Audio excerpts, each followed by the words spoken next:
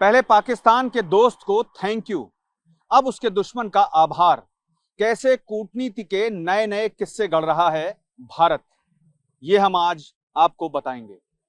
Bharat middle east संकट में अपनी कूटनीति से नए आयाम गढ़ रहा है।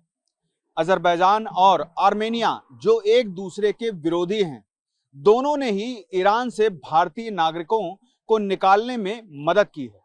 ये भारत की चतुर विदेश नीति का प्रमाण है, जो न केवल अपने नागरिकों की सुरक्षा सुनिश्चित कर रही है, बल्कि तेल और गैस जैसी महत्वपूर्ण आपूर्तियों को भी बनाए रखे है।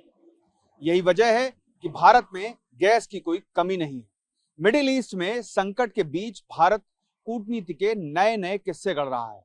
बात चाहे तेल गैस की सप्लाई की हो या अपने नागरिकों को बचाने की, हिंदुस्तान बाकी देशों के मुकाबले इसमें 21 साबित हो रहा है। उसे अजरबैजान भी मदद पहुंचा रहा है, तो आर्मेनिया भी। ये दोनों देश वो देश हैं जो एक दूसरे के दुश्मन हैं। अजरबैजान से भारत के संबंध उतने मधुर नहीं रहे, लेकिन हाल के दिनों में इसमें सुधार हुआ है। ये पाकिस्तान का मित्र देश रहा है। अजरबैजान ने ईरान से भारतीयों को निकालने में काफी मदद की है, तो वहीं आर्मेनिया ने ईरान में फंसे भारतीय मछुआरों को निकालने में बड़ी सहायता की है।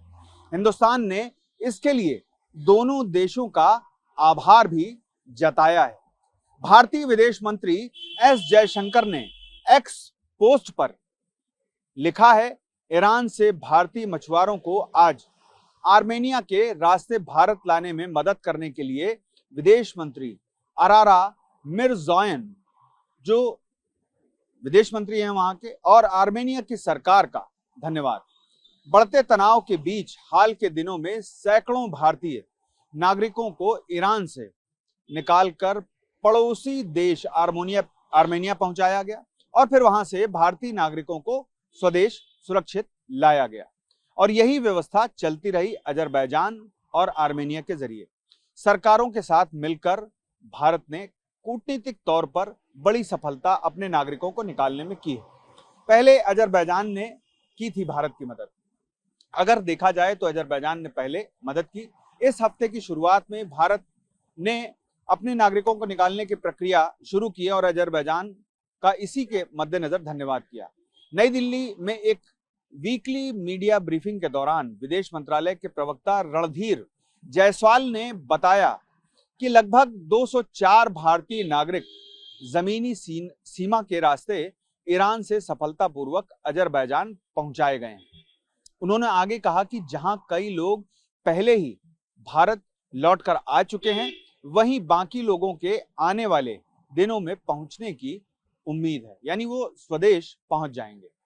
जायसवाल ने आगे कहा कि अजरबैजान से हमारे कई भारतीय नागरिक, ठीक ठाक कहें तो 204 जमीनी सीमा के रास्ते ईरान से अजरबैजान निकल पाए हैं और वहां से वे अपने घर यानी स्वदेश लौटेंगे। उनमें से कई लौट चुके हैं, बाकी लोग अगले कुछ दिनों में लौटकर आ जाएंगे। होर्मुज के रास्ते से लेकर रूस के तेल तक भारत के लिए सब खुला है। अमेरिका ने रूस से तेल की खरीद पर प्रतिबंध लगा दिया था। अमेरिकी पाबंदियों के बावजूद भारत ने रूस से तेल खरीदना जारी रखा। केंद्र सरकार के इस फैसले की वजह से मिडिल ईस्ट संकट के बावजूद भारत को तेल की अच्छी खासी सप्लाई मिल रही है, यानी क्रूड मिल रहा है। मौजूदा वक्त में जहां कई देशों में तेल की कीमतों में इजाफा हो चुका है, वहीं हिंदुस्तान में आज भी तेल की कीमतें, जो सामान्य तेल है उसकी कीमतें उसी स्तर पर हैं और जंग लंबी चलेगी, ये भी है। वहीं ईरान ने भी भारत के लिए होर्मुज के दरवाजे खुले रखे और भारत के करीब 7 शिप जंग के बाद भारत आ चुके हैं। भारत की इस शानदार विदेश नीति की वजह से संकट के समय भी वो खुद को बचाए हुए है और पड़ोसी देशों में महंगाई आसमान छू रही है, लेकिन भारत इससे अछूता है। पश्चिमी एशिया में हो रहे घटनाक्रमों के मद्देनजर प्रमुख क्षेत्रों के संबंध में आधिकारिक जानकारी क्या है, ये मैं आपको बताता हूं। वैध पहचान पत्र दिखाने पर एलपीजी विक्रेताओं के पास 5 किलो एफटीएल सिलेंडर उपलब्ध है। पते के प्रमाण पत्र की आवश्यकता नहीं है। कल 71,000 से अधिक 5 किलो के FTL सिलेंडर बिके। 23 मार्च से अब तक 5.7 लाख सिलेंडर वितरित किए जा चुके हैं। मार्च 2026 से अब तक 3.5 लाख से अधिक PNG कनेक्शनों में गैस पहुंचाई जा चुकी है। 6 अप्रैल से उर्वरक संयंत्रों को गैस की आपूर्ति 6 महीने की औसत खपत के लगभग 90% तक बढ़ जाएगी। राज्य और केंद्र शासित प्रदेशों में LPG की जमाखोरी और कालाबाजारी के खिलाफ कार्रवाई जारी है। कल 3700 से अधिक छापेमारी की गई। जहाज Green Sanvi 46,650 metric ton LPG cargo लेकर होर्मुज जलडमरू मध्य से गुजरा। अब तक 1320 से अधिक भारतीय नाविकों की स्वदेश वापसी में सहायता प्रदान की गई है। भारतीय दूतावास 24x7 हेल्पलाइन संचालित करते हैं और पूरे क्षेत्र में अपने नागरिकों को सहायता प्रदान करते हैं। ये आधिकारिक जानकारी पेट्रोलियम मिनिस्ट्री की तरफ से और सरकार के अन्य मंत्रालयों की ओर से दी गई है। ये ताजा जानकारी है और रोजाना ही ब्रीफिंग की जा रही है, लेकिन गुड फ्राइडे और शनिवार के दौरान ये ब्रीफिंग नहीं की गई है। इसी वजह से एक आधिकारिक बयान जारी करके बहुत सारी सूचनाएं मीडिया तक पहुंचाई गई और मीडिया के जरिए आम आदमी तक पहुंचेंगी।